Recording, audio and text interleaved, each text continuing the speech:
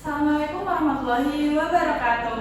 Waalaikumsalam warahmatullahi wabarakatuh. Selamat pagi anak-anak. Pagi, Bu.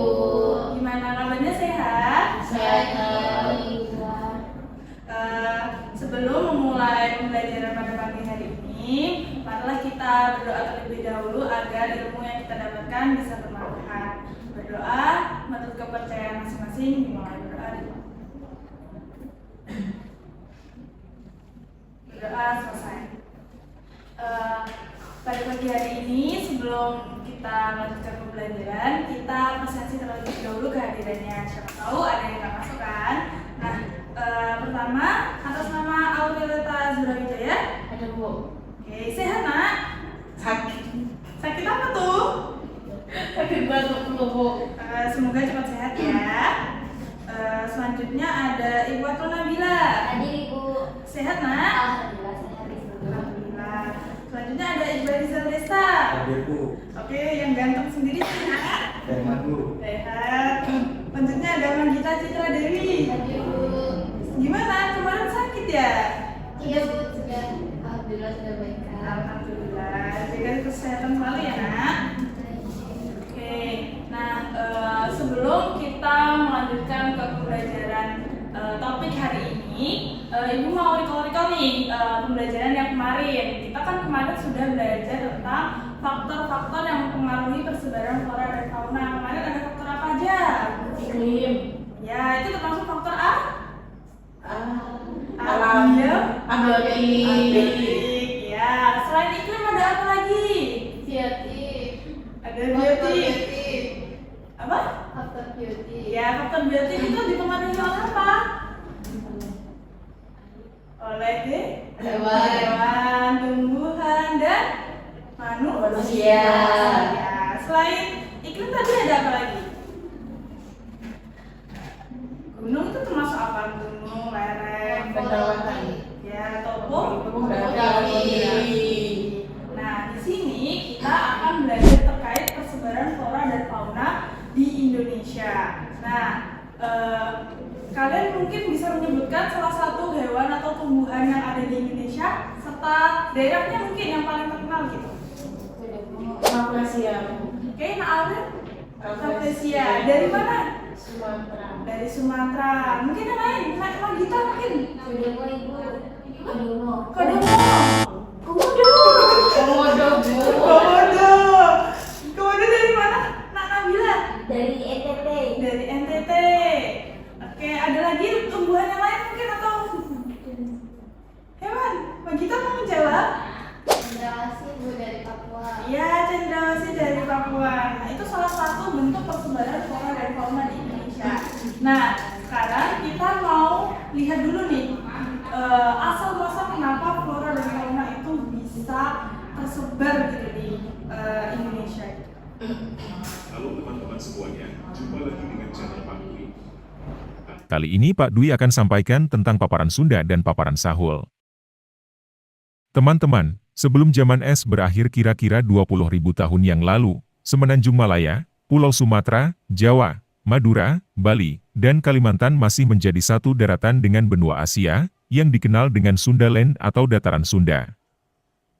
Demikian halnya dengan Pulau Papua saat ini sebelum zaman es berakhir masih menjadi satu daratan dengan benua Australia, yang dikenal dengan sebutan Dataran Sahul atau Sahulland.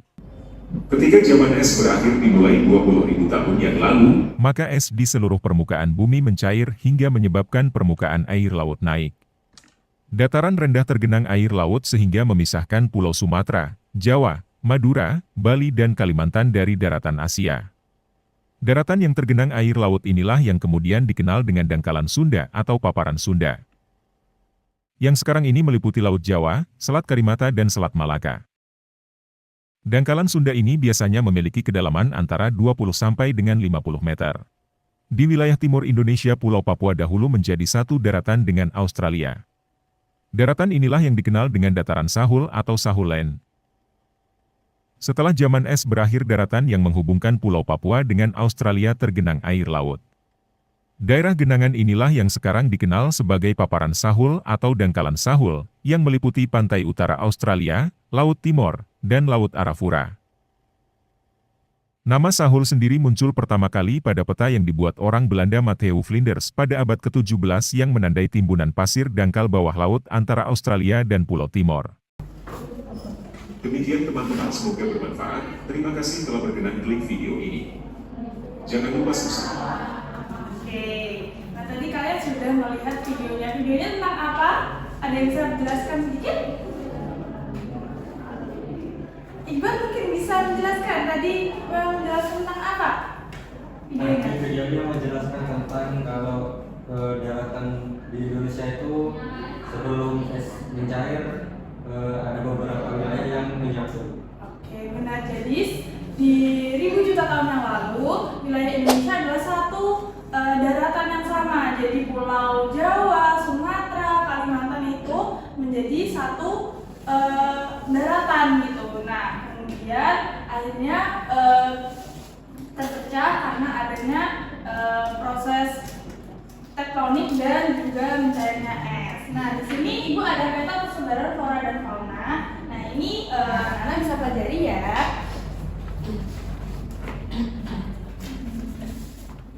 Nah, di sini kalian bisa melihat, mengidentifikasi flora dan faunanya apa aja ya. Oke, dari peta persebaran flora dan fauna yang dikasih, apa ada anak-anak yang ingin bertanya? Mungkin bisa diamati gambarnya. Di situ ada garis apa, ada zona apa, ada yang mau ditanyakan? Ibu, Iya, Nabil. kalau di zona Asiatis itu kan lebih dominan dengan hewan-hewan yang memiliki badan besar ya, Bu. Kayak harimau, gajah itu lebih ada di zona Asiatis. Nah, sedangkan kalau di zona Australis itu kan lebih banyak hewan-hewannya, faunanya itu lebih ke burung-burung. Nah, burung-burung pun kalau yang di zona Asiatis sama Australis itu beda karakteristiknya gitu. Kalau yang di Australis itu dia lebih memiliki keindahan yang memikat mata. Kenapa beda gitu? Padahal kan masih satu Indonesia. Oke, pertanyaannya awalnya kritis banget ini. Pasti identifikasinya luar biasa. Nah, kenapa hewan-hewan yang ada di wilayah Asia itu berbeda dengan wilayah di Australia? Karena ini berkaitan dengan proses tektonik yang tadi di awal. Nah, hewan-hewan yang ada di zona Asia ini dia beradaptasi dengan hewan-hewan yang ada di wilayah Asia seluruhnya. Seperti yang ada di Thailand itu kan ada hewan gajah. Nah, di Sumatera juga ada gajah. Nah, akhirnya karakteristiknya itu hampir mirip di wilayah bagian Asia. Sedangkan di wilayah zona Australia itu seperti hewan-hewan yang ada di benua Australia. Dia banyak seperti burung, terus habis itu ada kanguru juga. Nah, akhirnya terbentuklah fauna-fauna yang menyerupai di wilayah Australia. Begitu, Nak Awil. Apakah sudah menjawab? Oke, nah sekarang di sini kita bakal gamenya tuh berupa pertanyaan acak nih, yang harus kalian jawab pertanyaannya. Nah, di sini ada 4 warna. Kira-kira kalian mau warna yang apa dulu nih? Pink. Warna pink. Oke, kita buka ya yang warna pink. Oke, di sini warna pinknya pertanyaannya bagaimana hubungan antara iklim, curah hujan dan topografi serta pola persebaran flora dan fauna di berbagai wilayah di Indonesia. Jadi hubungannya iklim, curah hujan, atau faktor abiotik nih dengan pola persebaran flora dan fauna di Indonesia. Kira-kira faktor abiotik ini berpengaruh apa sih terhadap persebaran flora dan fauna? Ada yang bisa jawab? Atau mau Ibu tunjuk? Oke. Jadi sekarang Ibu mau yang jawab itu Magita. Kira-kira faktor abiotik itu apa sih hubungannya dengan pola persebaran? Kalau menurut saya ya Bu, kan iklim, curah hujan dan topografi di Indonesia kan berbeda-beda. Hubungannya dengan adaptasi flora dan fauna yang ada di Indonesia juga. Jadi kayak ya ada flora yang bisa bertahan dengan iklim dan curah hujan seperti itu, ya akan berkembang di wilayah itu tentunya. Kalau tumbuhan itu dibawa ke tempat lain yang iklim dan curah hujannya tidak sesuai, ya dia akan mati gitu. Jadi seperti hewan juga. Jadi hewan itu kalau bisa beradaptasi juga dengan topografi, dengan curah hujan dan iklim yang ada, pasti akan memilih di tempat yang menguntungkan dia gitu. Jadi memang mencari tempat tergantung. Oke, jadi iklim itu mempengaruhi adaptasi dari suatu hewan ya. Kalau hewannya suka di daerah panas, pasti bisa hidupnya di daerah panas. Kalau suka di daerah sejuk, pasti bakal bisa hidup di daerah sejuk gitu. Nah, jawabannya Magita itu hampir benar. Nah, kita sempurnakan nih. Nah, di wilayah Indonesia itu ada beberapa wilayah yang memang terbagi iklimnya sesuai dengan apa yang dibilang sama anak-anak kita. Nah, seperti di wilayah Sumatera, di Sulawesi, sama di Papua. Nah, di daerah Sumatera sama daerah Papua itu memiliki tingkat kelembaban yang lebih tinggi karena di Sumatera itu banyak sekali daerah hutan hujan tropis, dan wilayah Papua juga seperti itu, banyak pegunungan ke hutan hujan tropis. Nah, sedangkan di wilayah Sulawesi dia itu lebih curah hujannya bervariasi, jadi sampai membentuk padang savana di wilayah Sulawesi itu. Nah, kalau kita lihat lagi, iklim curah hujan ini akan mempengaruhi pertumbuhan dari flora atau tumbuhan. Nah, curah hujan yang tinggi itu bisa menumbuhkan banyak variasi tumbuhan yang akhirnya bisa dimakan oleh hewan.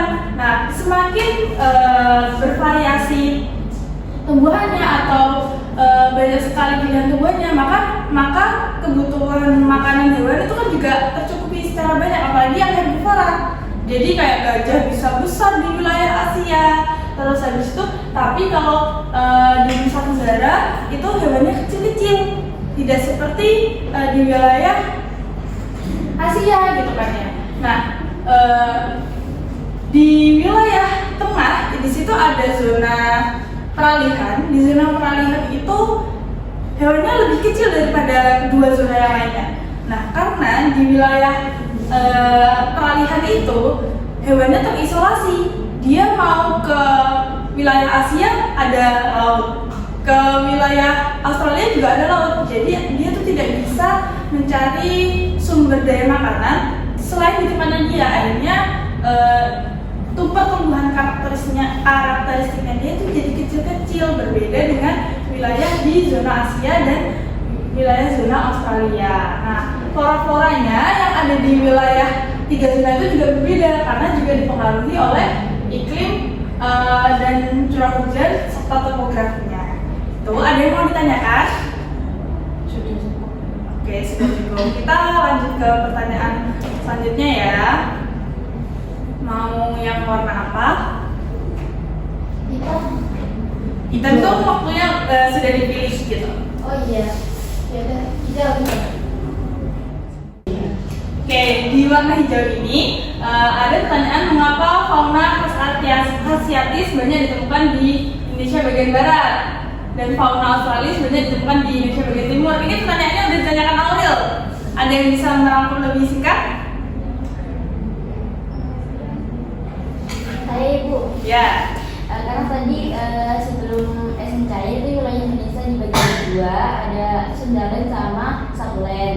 Nah, setelah SNCAI itu wilayah Sulawesi, Sumatera, Kalimantan jadi Sundaland. Terus wilayah Papua itu dibagi dua sama Australia. Jadinya flora sama fauna di wilayah Papua itu lebih ke Australia, kalau yang wilayah Sundaland itu lebih ke Asia. Oke, bagus banget jawabannya dan benar banget ya untuk adik Nabila. Jadi jawabannya sudah benar karena wilayah bagian barat atau Asiatis itu termasuk dengan daerah paparan Sunda, sedangkan di wilayah bagian timur itu termasuk daerah paparan Sahul. Oke, selanjutnya ada warna biru dan warna oranye. Kalian mau warna apa? Biru boleh Bu. Biru ya. Oke. Di sini di warna biru ada pertanyaan bagaimana kondisi geografis mempengaruhi perbedaan karakter flora. Wilayah hutan hujan tropis, hutan musim dan sabana di Indonesia. Nah, kalau tadi Ibu sudah menyinggung terkait wilayah Sulawesi yang ada savananya, nah ini kan berkaitan dengan flora. Nah, bagaimana dengan hutan hujan tropis sama hutan musim? Ada yang bisa jelasin?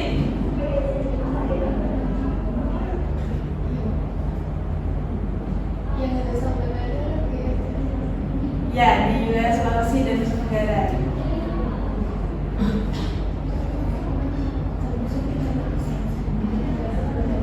Nah, di wilayah ini, di wilayah Papua dan juga di wilayah Sumatera itu ada hutan hujan tropis. Nah, di hutan musim itu juga ada di wilayah Sulawesi dan juga di wilayah Papua. Nah, sabana itu biasanya terletak di bagian tengah. Nah, kira-kira kenapa kondisi geografis Indonesia itu bisa membentuk tiga zona ini, hutan hujan, hutan musim, dan sabana? Karena ada apa? Karena intensitas paparan cahaya mataharinya kan berbeda ya Bu. Antara yang di hutan hujan tropis sama di hutan musim. Nah, kalau yang di hutan hujan tropis ini balik lagi ke tadi ke faktor iklim itu yang mempengaruhi flora yang ada di daerah tersebut. Semakin banyak airnya, semakin banyak asupannya, maka juga akan semakin banyak gitu varietas floranya. Ya, jawabannya Aurel sudah benar ya. Jadi iklim di Indonesia itu sangat mempengaruhi keberagaman flora di Indonesia yang membentuk tiga bentuk flora besar ya. Ada hutan hujan, ada hutan musim, sama sabana. Ini karakter floranya itu seperti yang di hutan hujan musim itu pohon-pohonnya berdaun lebar, terus pohonnya itu besar yang bisa seperti kanopi. Jadi kalau kita di dalamnya itu sejuk banget. Nah, kalau di hutan musim itu lebih ke daun jati gitu. Jadi mereka tuh musiman, terus habis itu kurang bisa dikatakan adem gitu. Karena kalau daun jati itu kan banyak rongganya, terus habis itu kalau lagi meranggas itu kan seperti tidak ada tumbuhan yang segar gitu. Nah, sedangkan sabana ini lebih arah ke semak-semak ilalang, jadi lebih banyak rumput-rumputnya aja, tapi tidak teduh gitu. Nah, faktor yang mempengaruhinya ada curah hujan, topografi, dan iklim musiman. Karena topografi dari suatu wilayah itu bisa menentukan keberagaman varietas. Tidak semua tumbuhan itu bisa tumbuh di wilayah yang tinggi gitu. Strawberry tidak bisa tumbuh di semua tempat kan. Gitu. Kalau kalian mau ke Malang biasanya belinya apel, strawberry, karena itulah tumbuhan yang bisa hidup di daerah pegunungan tinggi. Kalau kalian biasanya beli bibitnya, belum tentu kalian bisa lihat strawberry itu tumbuh di depan rumah kalian karena suhu dan juga curah hujannya berbeda. Begitu ya anak-anak. Dan yang terakhir ada ini pertanyaan, mengapa garis Wallace dan Weber bisa menyebabkan persebaran flora di Indonesia menjadi 3 wilayah? Ya, kembali lagi ke tadi itu Bu, ke daratan Sahulan sama Sundaland itu. Karena kan dibagi menjadi 3 ya, ada Asiatis, Peralihan, sama Australis. Kalau yang Asiatis tadi daratannya daratan Asia, makanya Sundaland. Kalau yang Peralihan ini bertemunya antara Sundaland sama Sahulan. Kalau yang Australis itu yang Sahulan tadi.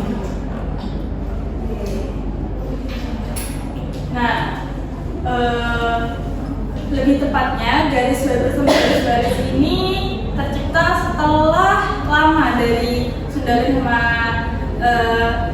sama Saulek. Nah, garis Wallace sama garis Weber ini ditemukan oleh dua tokoh, yaitu Pak Weber sama Pak Wallace. Nah, kenapa kok dipisah gitu? Kenapa namanya nggak dijadiin satu aja?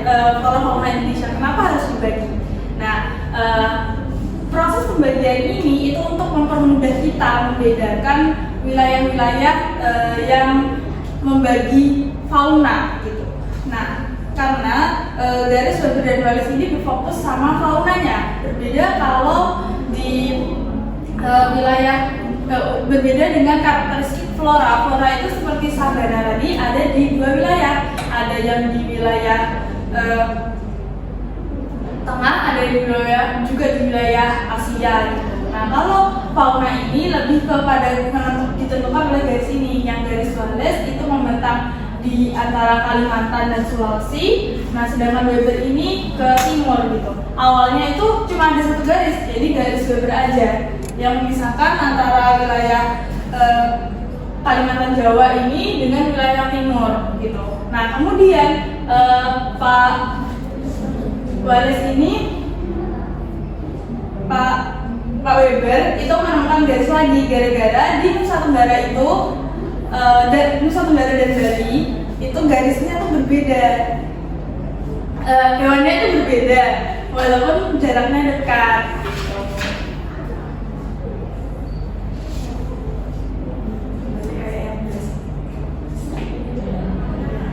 Oke, begitu ya anak. Untuk selanjutnya,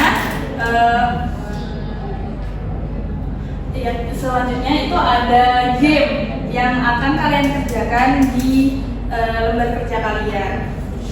Nah, di sini dibagi secara berkelompok ya.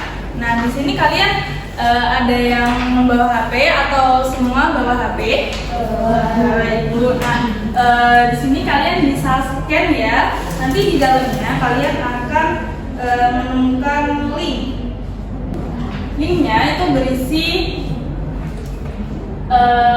ini game tentang penyocokan flora dan fauna di Indonesia. Nah, nanti kalian di situ input namanya kalian.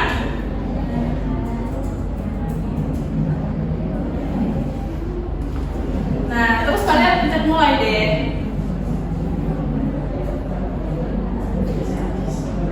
Nah, di start ya, anak. Nah, kalian nanti bisa menentukan hewan-hewan yang ada di sini masuk ke zona yang mana. Ini ada beberapa spesies dan sebagainya. Nanti kalau sudah kalian submit ya. Lalu nanti kalian bisa menjawab di kegiatan kedua. Di kegiatan kedua itu ada karakteristik bagaimana karakteristik flora yang ada di Asia. Dia tumbuhannya seperti apa, terus faunanya karakteristiknya seperti apa, badannya kecil atau badannya besar, terus kondisi geografis kira-kira apa yang mempengaruhi. Tadi ada iklim, topografi, curah hujan, kalian bisa menjelaskan di situ ya. Sudah? Oke, sekarang kalian bisa mengisi untuk kegiatan yang kedua ya, anak. Ya. Nah, selanjutnya kalian di situ atau ada yang sudah selesai mau presentasi untuk karakteristik wilayah, karakteristik flora fauna dan topografi apa ya? Topografi kondisi geografis yang mempengaruhi. Kayak tadi ada iklim, curah hujan, sama topografinya seperti apa. Nah, kita mau mewakili kelompoknya untuk maju. Boleh maju ke depan bawa LKM-nya sama ini ya, petanya boleh untuk menjelaskan. Saya minta untuk menjelaskan wilayah persebaran di Asiatis saja ya. Oke, nanti untuk teman-teman yang lain bisa menjelaskan. Nah, saya tanya karakteristik floranya di Asiatis itu apa? Bagaimana? Pohon. Ya, pohonnya seperti apa? Pohonnya kanopi berdaun lebar, besar-besar. Ya, besar-besar, daunnya lebar. Nah, terus kamu faunanya? Kalau faunanya tipenya yang besar-besar seperti gajah, harimau, orangutan. Ya, benar. Terus kok bisa floranya besar, terus habis itu faunanya juga besar? Apa yang mempengaruhi itu? Karena iklim dan curah hujannya di kelembabannya tinggi, jadi banyak tanaman yang bisa tumbuh sehingga herbivora bisa banyak hidup besar-besar juga di sana, sehingga juga predatornya juga besar. Oke, nah jawabannya benar ya untuk kelompoknya Magita. Yeay. Oke, jadi jawabannya Magita sudah benar ya. Terkait karakteristik wilayah di bagian Asia, karena iklim yang cukup iklimnya yang termasuk tropis basah, di mana ada hutan hijau tropis di dalamnya untuk yang karakteristiknya tumbuhannya itu berdaun lebar dan seperti kanopi, serta faunanya itu karena varietas tumbuhannya banyak, faunanya menjadi besar-besar gitu. Nah, yang mempengaruhinya adalah kelembaban yang tinggi serta topografinya ini banyak di topografi pegunungan gitu kalau di wilayah Asia. Dia menciptakan varietas tumbuhan yang banyak dan menciptakan kondisi hewan-hewannya itu berbadan gemuk dan besar gitu. Nah, keberagaman flora dan fauna di Indonesia itu perlu diingat kembali, dan kalian harus juga paham sampai di luar kepala bahwa iklim yang mempengaruhinya, topografi yang mempengaruhi kondisi geografis itu sangat mempengaruhi keberadaan flora dan fauna di Indonesia. Kalau kalian melihat, Bu, kenapa kalau misalnya iklim yang mempengaruhi tapi ada flora fauna di tempat lain seperti di kebun binatang, itu dikarenakan proses adaptasi hewan, karena sebelum dia ditampilkan gitu ya di kebun binatang, dia tuh ada masa untuk penangkaran dulu, mereka untuk beradaptasi seperti ada kapibara, unta, mungkin kalau kalian dilihat di TikTok. Nah, unta yang suka makan hijau di Indonesia, nah itu mereka itu telah beradaptasi dengan suhu dan juga lingkungan yang ada di Indonesia. Jadi persebaran flora dan fauna Indonesia tuh flora dan fauna di Indonesia dipengaruhi oleh iklim, dan mereka bisa hidup di daerah lain karena adanya adaptasi. Seperti itu ya anak-anak. Nah, untuk minggu depan kita akan belajar lebih lanjut terkait persebaran flora fauna di dunia. Jadi kalau tadi kita bahas di Indonesia ini ada 3 zona, nanti kalau di dunia itu ada lebih dari 3 zona. Jadi kalian bakal lebih tahu bahwa di setiap wilayah di dunia itu memiliki keberagaman tersendiri. Nah, saya berterima kasih kepada kalian karena sudah mengikuti pelajaran dengan sangat baik, sudah sangat pintar menjawab, sangat baguslah dalam memberikan presentasi juga. Nah, pada kesempatan kali ini Ibu acungi 5 jempol untuk kalian karena sudah hebat untuk hari ini. Ibu akhiri untuk pembelajaran pada pagi hari ini, bisa dilanjutkan untuk pelajaran selanjutnya. Saya tutup. Wassalamualaikum warahmatullahi wabarakatuh. Waalaikumsalam warahmatullahi wabarakatuh.